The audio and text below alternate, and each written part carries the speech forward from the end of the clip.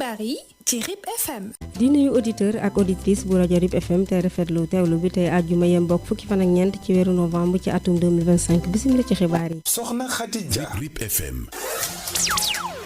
la ca gën a fës bokk na ci ngir xeex jafe-jafe bi dox ci diggante sàmmkat yeeg baykat yi tax sax ba sous-préfet arrondissement bu Paoskoto di monsieur Pape Massaer Diop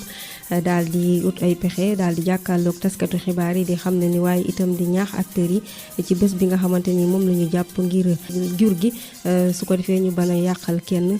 ci tool yi li ngeen am yaatali si les jotaay xibaar dinañ wax itam àddu ci reportage yu bés bi mu soxal faat yu bëri yi nga xamante ni mu ngay gën di law fii ci Sénégal bi la situation nag tax sax ba Sénégal yi ñu ci bëri mu daal di leen yóbbee ñàkkum kaaraange gu rëy ak njàqare gu rëy dina fi jaar di ko nafa si xët bu ñeer waa tàggat mi si ànd ak saa su ne ak Babacar Ndaw xët bu ñeewal wàllu mbir gi remi si ànd ak Mame Dado Dieng moo daal di ndar képp yi li jotaay xibaar waaw kañ li mooy ponki ngeen taaxil ñu faram fàcce ko.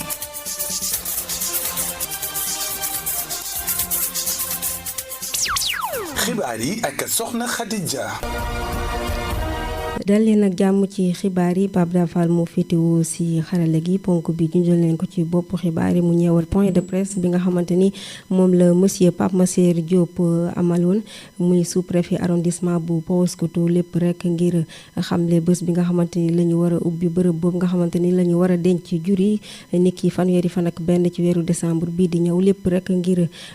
xeex jafe-jafe bi dox ci diggante baykat yi ak sàmmkat yi ci loolee ñuy xamle nag bépp jur buy jaabante ci commune bi danañ ko jàpp te ay daan sa mën na leen si fekk naka noonu it ay commission daal dinañ koy sos ci biir commune bi su ko defee ñuy saytu jur yi nga xamante ni ñi ngi taxawaalu ko ñu fa teewaloon di Adama Sène ngir ñu moytandiku xeex yuy dox ci diggante baykat yeeg sàmmkat yi sous-préfet bu arrondissement bu Paoskoto di monsieur Pape Massaer Diop moo amaloon benn point de presse ngir rek yëgal waaye itam sensibiliser acteurs yi ci date bi nga xam ne moom la ñu tënk ngir ubbite bu officiel càmm gi ginnaaw bu ñu paree ci tool yi. en tant que sous-préfet bu Paoskoto dañoo bëggoon a xamal éleveurs yi ak agriculteurs yi que bis bi ñu jàpp ngir lu ñuy def ouverture des pâturages maanaam génn tool yi date boobu jàpp nañ ko 31 décembre 2025 dañoo tere képp koo xam ni da nga nekk éleveur yor sa jur nga dëkk fi wala nga ñëw màngaan si dañ lay tere nga yóbbu sa jur gi tool yi nga xam ni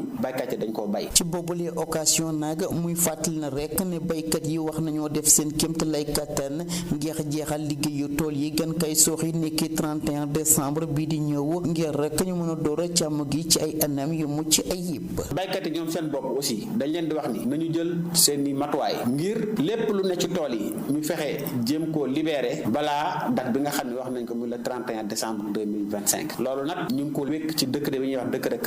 80-268 du 10 mars 1980. ginnaaw loolee nag ay commission locale la ñu taxawal ci commune yi nga xam ne ñoom la soxal ngir rek ñuy def arbitrage bi waaye itam ak règlement litige yi ki nga xamle di sous-préfet bi. campagne bi nga xam ne mooy campagne hivernale bi nga xam ne ci la ñu génn dañuy wax ni def nañ ay commission ci commune yëpp pour que commune yooyu ñu def arbitrage ak règlement des litiges léegi nag bu fekkee commission boobu nekk ci commune bi dafa def ay jéego pour arbitrer wala mu jéem a def règlement te amu ci ndam conseil d'arrondissement pour la conservation des pâturages moom mooy jël mbir mi en charge te conseil boobu sous-préfet moo ko dirigé boobaa avec équipe CPDT daañu dem def constat dégâts yi lépp lu mu fa yàq bu ñu ko évaluer ba pare moom dina ko fay. monsieur Pape Massaer Diop di préciser itam ne jur gu ñu fekk muy wax ci limite commune yi daañu ko jàpp ba pare yóbbu ko fourrière. ci disposition décret 86/2007 bi nga xam ni dañ ko modifié en 2007 par le décret 2007-1049 bépp jur boo xam ne aussi dañ la fekk ngay wëraalu ci limite commune yi loi dafa ne waa mairie dañ la war a jàpp yóbbu la fourrière. ba tax na nag moom moomee di sàkku rek ci baykat yi waaye itam ci sàmmkat yi ñu sàlloo bu baax a baax yi les mesures ngir rek ñu mën a door campagne agricole ci jàmm. léegi nag ñu ne baykat yi ak sàmmkat yi dañ leen woo ngir ñu conformer wu ci disposition yooyu pour éviter conflit entre agriculteurs et éleveurs. ak RIP FM jot leen xibaar yi ci biir Saloum ak li ko wër. yéen a ngi desandi ba tey ci xibaar yi si rajo RIP FM ponk bi junj nañ ko ci bopp xibaar yi ñeewal faat yu bëri fii ci réewum Sénégal nga xamante ni mi ngay gën di law mu nekk saa su ne rek ñuy dégg ne diw faat na moromam daal di koy rendi loolee nag la sénégalais yi di waxtaanee jamono ji ñu mën cee lim sax benn ndaw gardien footballeur di wuyu ci turu Cheikh Touré daal di ñu koy faat ci anam bu doy waar ca Ghana ni ki fukki fan ak juróom-ñaar ci weeru octobre gi ñu génn ak yeneen bi la situation yóbbee sénégalais yi ci ñàkkum kaaraange ak njàqare gu rëy ñoom ñooñee sax di xam ne ni la ko waral bokk na ci ñàkkum yar gi nga xamante ni dafa daal di sooxe waaye itam di sàkku ñu taxawal lii di peine de mort fii ci Sénégal ngir wàññi jéye yooyee. RIP FM. sénégalais yu bëri di xam ne ni jamono ji ci ñàkkum kaaraange ak njàqare gu rëy la ñuy dund la ko waral nag bokk na ci xew-xew yi am jamono ji fii ci Sénégal muy faat yu bëri yi nga xamante ni moom la ñuy gën di nemmeeku bu ñu sukkandikoo ci ñoom nag di xam ne ni la ko waral nag du leen lu dul ñàkkum yar gi nga xamante ni dafa sooxee bu baax. waaw affaire insécurité moom vraiment nekk na loo xam ne ni fii ci Sénégal fi mu toll nii dafa violent trop bëri na trop. jam nit agressé nit yooyu daf fi bëri. man de dama joomi franchement sama xol bi dafa jeex tàkk rey yi bëri na léegi te lépp éducation bi rek la looloo ko indi. éducation de base bu nga xamante ni moom lañ daan def ci xale yi tey jii nii loolu moo fi nekkatut moo waral tey jii li fi am nii jamono juñ toll nii. damay gis loo xam ne damay yéemu. parce que nit koo xam ne deful la dara yaayam ak papaam yaakaar ko nga jël ko ray ko si noonu mu perte loolu métti na. rax si dolli itam ñoom ñooñee di xam ne ni li waral faat yu bëri yi bokk na si film yi nga xamante ni moom la ndaw yi di seetaan di ko toppandoo. non rien de bëri pour man ñàkk gu métti la rek. waaw ak série film yi ñuy seetaan ni yoo parce que film yooyu amul lenn benn buñ ci wane bu baax affaire alal quoi te alal moom mook drogue yem ku ko gëmit rayante bi bëri. ñoom sénégalais yooyee di joxoñ baaram tuuma ñenn ci waajur yi nga xamante ni tal ñu toppatoo seen doom yi. parents yi yaratuñ. kër yi kenn mënut a yar kenn ndax parents yi amatuñ jot daanaka. defuñu leen war seen doom. parents yi ñu ngi yar mais sa doom buy def naka su noonu doo ko yëg. waa ji nag moom di sàkku rek ni lii di peine de mort dañ ko war a indiwaat ci réew mi ngir mën a wàññi faat yu bari yi. man de wax dëgg yàlla ak yoon bi buñ fi indi woon peine de mort kon ray bi dina fa jóge. maanaam tëj leen ba nga dee sax dafa yeex man dama cee ànd. buñ rayoon ñaari nit ñetti nit nit ñi gis ko rek daan wàññi loolu quoi. ba tax na sax sénégalais yooyee di woo nguur gi su ko defee ñu gën a bàyyi xel ci xëyi ndaw yi ngir mën a wàññi yenn jéey yi nga xamante ni mi ngi am ci réew mi.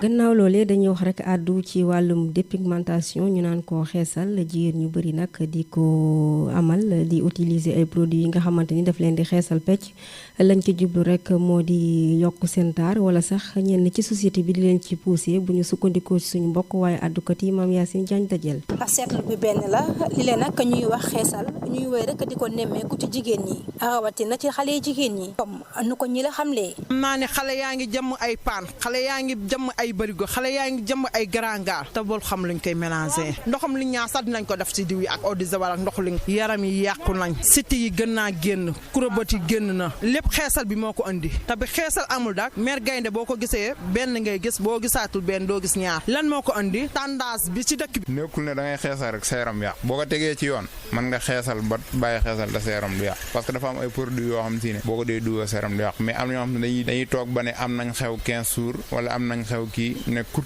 dañuy xees loolu nag boo ko defee mën na sa yaram mën naa yàqu. ndaw si le daal di koy dund di ñëwaat ci fu mu jaax ak xeesal. jamaa noir ba mu amee ba tey kenn sonn jamaa noir moo dàq xeesal man mii di wax ak yow sama ñuulaay moo dàqoon sama xeesal téeméeri fukki junni yoon seytaane ñëw rek mën a ci la ba xaw ma ko te bu démb doon tey du ma ci dugg dëgg neexul dugg bi ma ci dugg nii maa ngi koy rëcc ci barke Seydina Mohamed. weesoo jafe-jafe yi ci mën a am ci wàllum wér-gi-yaram ñi lañu tàllal suñu micro di xam le nii baax yi dañ leen ciy dugal wala sax ni ñu koy gisee ci réseaux sociaux yi tax ñu ciy gën a sóobu. xeesal moom maa ngi wax sama mbokk jigéen yi képp ku koy def nga bàyyi ko parce que tamit baaxul mën na la indi lu nekk nga bàyyi sa teen noonu daal naturel moo gën ba pare boo koy def mën na la belliloo mais boo ko bàyyee tamit kenn du xam looy ndur xam nga sa xarit yi mën na la si dugal dañ naan la del diw nga gën a belli. nit ñi ñu fi yor ay teen noir yu leen di nob loolu ci dara góor ñi moom nekku ne question ne xeesal mooy tax ñu nob la rek. kon nag nit ñi ñoo war a yeewu xam li ñuy diwoo xam li ñuy jënd xam fi ñuy teg seen tànk neew ma dak li ñuy jaay ñëpp li ñuy jaay baaxul de yàgg na maa xeesal te aw ma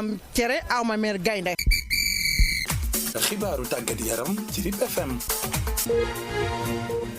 Babacar Ndaw lañ si àndal maa ngi lay nuyu. maa ngi lay fay di nuyu auditeurs yi safoo di déglu RIP FM yëpp di jëm si wàllum tàggat yaram dañ ko daal di dóore ak CAF Forward 2025 moom Adji Ndiaye bokk si les finalistes yi titre jeune joueuse boobu moom CAF nag daal na dévoilé ñetti finalistes pour prix jeune joueuse africain bu année bi sénégalais bi di Adji Ndiaye nekk AS Bambey bokk si ñi nga xamante ni ñoom lañ élire. danañ wax si leneen muy Brésil Sénégal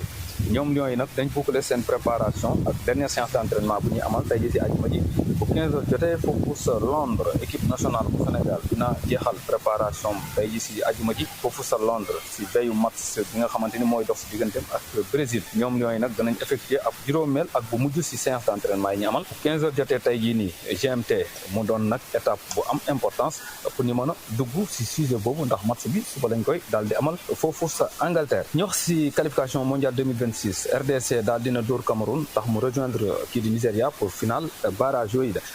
ginnaaw buñ ko fubalee ak bii bi nga xamante ni Chancel Mbemba moom moo ko daal di dugal si arrêt de jeu yi moom RDC nag arraché na victoire daal dina am victoire digganteem ak Cameroun benn bal si dara ak qualification bi nga xamante ni pour wutali finalu barrage pour mën a wutali coupe du monde 2026 pour mu rapprocher si loolu nga xamante ni moom la souhaité woon ñoom Léopard yi nag danañ dem a maîtriser kii di Nigéria dimanche waaye Super Eagles yi nag ñoom dañoo daal di fubal ak ki nga xamante ni moom mooy Gabon ñi wax si leneen muy qualification coupe du monde tey ji rencontre yi jot a am kii di Malte dana laale ak Finlande match boobu nag 17h lay doon ba 19h45 jotee Irlande du Nord dana jàmmarloo ak kii di Slovaquie waaye Gibraltar moom ak Monténégro lay doon 19h45 ba léegi si 19h45 boobu si les Pays-Bas jàmmarloo ak Pologne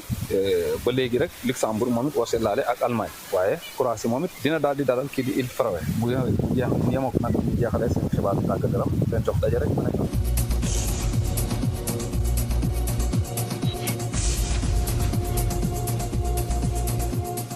gannaaw tàggat yaram dañuy ñëw ci wér gu yaram mu soxal ci àjjuma ji feebar bi di fièvre de la vallée du Rift nga xamante ni jaaxal na lool askan wi yaatali ak Mame Dado Dieng. yegg si leen jàmm fièvre bi di vallée de la Rift ñu koy woowee mpox nekk nag feebar boo xamante ne nii rek jaaxal na lool ñi di autorité sanitaire yi naka noonu nit askan wi ñàkk ay xibaar jëmee ci ab campagne ci yette ci boobule jàngoro nekk nag ay laaj yu daal di samp jóge ko ci askan bi boobule tolluwaay dem sax ba mën a nasaxal wàllu fagaru gi bu nu sukkandikoo ci nguur si lee. Ce qui est de la maladie du vallée du Rift. ci lu soxal nag feebar bi ñuy woowee vallée du Rift gis naa ni nag état bi deful ci ab communication bi war ñu nekk nag ci réew moo xamante ne bu xaw a jafe la kon nag état dafa daal lay war a def liggéey bu war ci boobu la feebar. L'État doit faire la communication qu'il faut. bi Sénégal amee ab cas bu njëkk ak léegi jaaxle bi nag woyul di gën di yaatu rek ci yenn bërëbu sàmmkat yi ca daral bu Ndingray éleveurs yi mbaar boobee bu mu egsee si ñoom tàbbil leen ci ab jaaxle. On a entendu cette maladie là il vient par les moutons là ou par les bœufs là.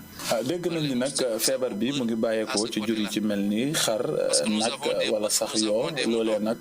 nag daal dinay jur ab jaaxle ci ñun ndax dañoo yor xar yor it nag semaine bi passé nag vétérinaire daal dina fi ñëw ngir saytu jur gi ne ci daral bi. L'entrée de prendre il y a des moutons qui a pris si leur sang pour aller faire des tests. bu sukkandikoo ba tey sunu way àddukat yi askan wu bari daal dinañu rek umpule naka la ñuy xeexee boobu la jàngoro nga xamante ne laaj na ab campagne de sensibilisation bu yaatu ci biir réew mi. On a vu que les écoles viennent d'ouvrir ses portes. gis nañ ni école yi ñu ngi soog a ubbi daanaka bu fekkee ni nag am nañ benn cas ci école yooyu te ñaanuñu ko sax loolee mën na dem ba gën a yaatu te su boobaa dañuy tàmbaliwaat mbir mi kon nag dañuy sàkku rek ci état mu daal di def sensibilisation ak communiqué bi war. La population faire la communication qu'il faut. Donc c'était ça. xoqatal bi jàngoro jooji am waxal nag ñuy xam ne ni rek joxe xibaar naa dem sax ba daan li nga xamante ne mooy paj ga jeex na tàkk tey jilee dig daje aljuma laata boobee ñu leen di soññ ngeen toppatoo seen wér-gu-yaram. RIP FM. waaw keñ ponk boobu moo daal di buur yi la jotaay xibaar waaye laata boo ngeen taax li ñëw laat leen ci suñu fës. ci li ci gënoon fës bokkoon na ci ngir xeex jafe-jafe bi dox ci diggante baykat yi ak sàmmkat yi tax sax ba sous-préfet arrondissement bu Paoskoto di monsieur Pape Massaer Diop tase woon nag jàkkaarloo woon ak taskatu xibaar yi doon xamle waaye itam ñaax acteurs yi ci bés bi nga xamante ni moom la ñu jàpp ngir ubbi bërëb boobu ñu war a denc jur yi ama ngeen yaatali si la jotaay xibaar waxoon nañ itam àddu ci reportage yu bés bi mu soxaloon faat yu bëri yi nga xamante ni ma ngay gën di law fii ci Sénégal bi la situation nag yóbbee Sénégal yi ci ñàkkum kaaraange ak njàqare gu rëy amoon ngeen yaatali si li jotaay xibaar jaaroon na fi di ko nafas si xët bi ñeelu wàll tàkkate mi si doon ànd ak saa su ne ak Babacar Daw xët bi ñeelu wàll yooyu géeram ñi si doon ànd ak Mame Dado Dieng moo daal di ndar képp yi li jotaay xibaar Xadija moo féete woon ci kàddu gi Pape Dafal si xarale gi ab sa suuf si jàppandal gi ma leen di ñaanal jàmm te di ko sàkku ci yéen jërë ngeen jëf